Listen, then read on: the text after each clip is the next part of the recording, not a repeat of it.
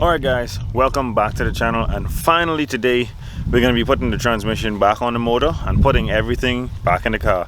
We got that pilot shaft bushing. It's time to put this stuff together.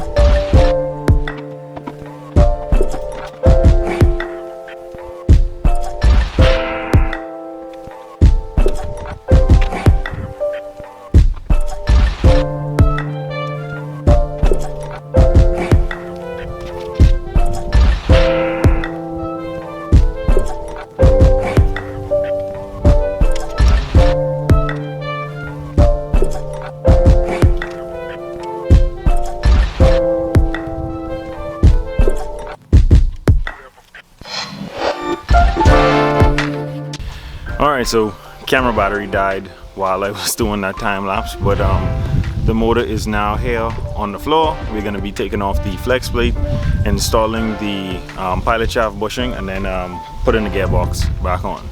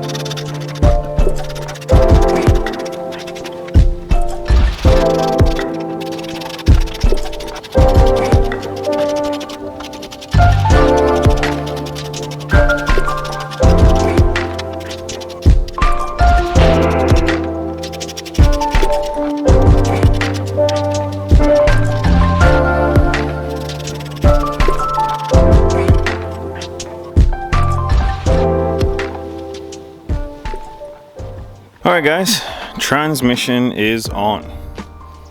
gearbox. What the hell? Why did I say transmission? Any which way, you know what I mean. Had to swap out the flex plate for a flywheel, clutch, and pressure plate, and we're good to go. Already put the gearbox in gear and spun the crank. Everything is spinning nice and smoothly. My concern about putting this motor in right now is that this throttle body is gonna have a lot of issues because it just bulks out, and I'm pretty sure there's not that much clearance in the car for it. So I think I'm going to pop the hood and mash the firewall just a bit, like in the area where I feel like it's gonna go, and then we should be good to drop this thing in. I also have to put on the starter and we should be good to drop it in.